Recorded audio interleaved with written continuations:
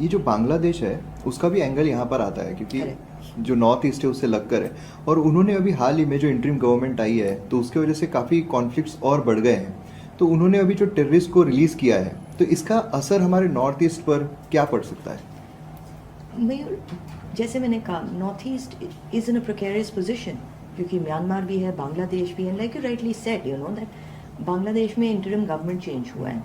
हम सबको पता है, जितना भी we try to avoid this situation, हम सबको पता है ये कोई नेचुरल चेंज ऑफ रिजीम नहीं था, क्योंकि what ever said and done, ये जो भी ये एरियाज़ को ऑब्जर्व करते हैं, ये हम पिछले एक साल से एक्सपेक्ट कर रहे थे।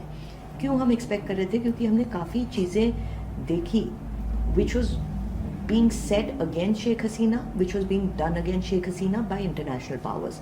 For example, US just before the elections kept saying we must ensure fair and free democratic elections. मतलब उनके elections का क्या हाल है वो तो आप पूछिए मत। हाँ, 2 बारी प्रेसिडेंशियल कैंडिडेट के ऊपर असैसिनेशन अटैक हो चुके हैं। कमला हैरिस के ऊपर हाल ही में हुआ है। उनका पूरा election is not even election basis economy, but it's a culture war. हाँ, culture, it's every component of that election is about culture, it's not about anything greater than that. So I found it very strange that आपकी हालत ऐसी है मगर आप ensure करोगे कि बांग्लादेश में फ्री एंड फेयर इलेक्शंस हो, कंसिडरिंग आपका ट्रैक रिकॉर्ड भी कोई ज़्यादा अच्छा नहीं है। अफगानिस्तान को देखो, वहाँ भी डेमोक्रेसी लाने की कोशिश की थी, एंड क्या हुआ? Taliban has control today. West समझती है कि degrees matter. Ashraf Ghani, Ivy League, Imran Khan, Oxford, Mohammad Yunus, Nobel prize laureate. I mean, that is no way to change a regime. So US was saying free and fair democratic elections, मगर साथ में sanctions भी डाल रही थी।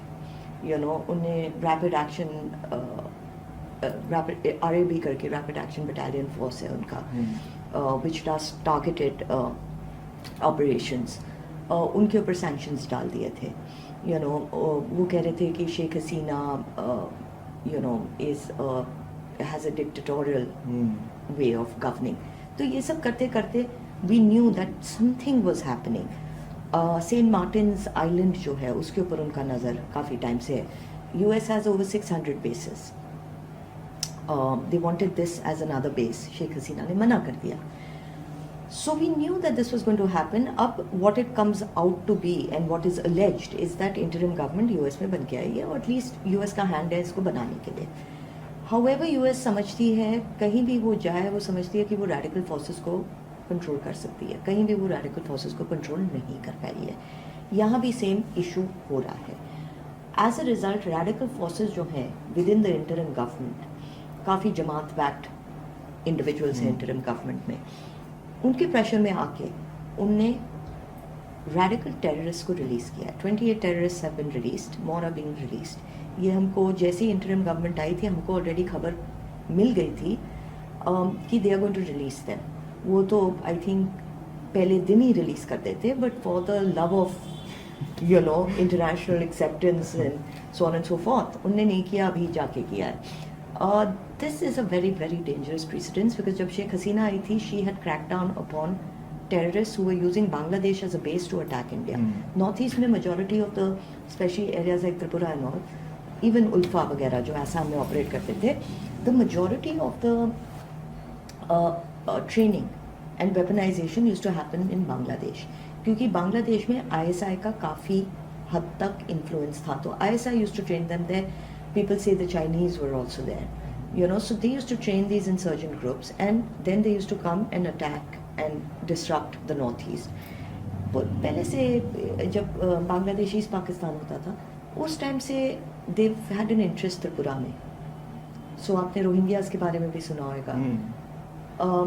There is a letter of the first IB chief to Sardar Patel, जिसमें उन्होंने लिखा है, उस टाइम पे रोहिंग्यास नहीं बोलते थे, इनको अराकान मुस्लिम्स बोलते थे। तो लिखा है कि the Arakan Muslims, we have definitive intelligence input that Arakan Muslims are being trained to attack India whenever need be.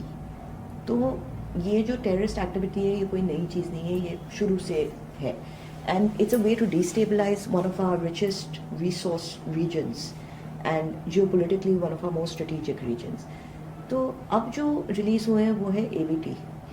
ABT में ऐसे लोग हैं who are so radical that they have connections with LET, Lashkar-e-Taiba, so on and so forth. उनके leadership ने एक बार ही नहीं multiple times speeches दिया है कि चिकन्स नेट को काट देना चाहिए. That we have to launch an attack. You know we have to we are being trained to operate in India. You know तो ऐसे बहुत चीज़ें कहें और चीज़ें कहीं भी है. आसाम में ABT के लोग पकड़े गए थे carrying bombs and things like that अभी रिसेंटली.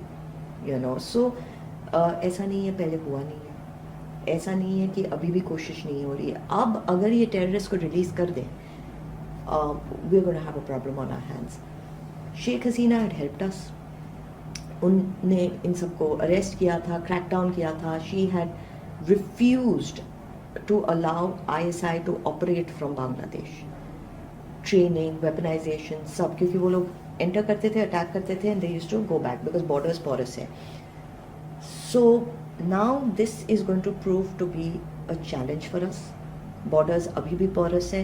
लोग कहते हैं अरे fencing कर दो. Fencing is only as strong as your weakest link. You know, America ने fencing की है. आपने तो videos देखे ही होंगे.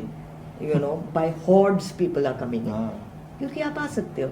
Man करना मुश्किल है. आप कितने लोगों को border पे रखोगे? You know, so it's a problematic border. That's why I come back to my initial point of civilian responsibility. Tripura में एक बहुत अच्छा एक एग्जाम्पल है.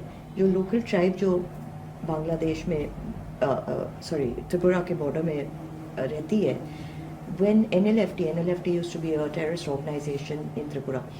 वो लोग जब ऑपरेट करते थे and other terrorist organizations, they used to come into Tripura and go back into Bangladesh.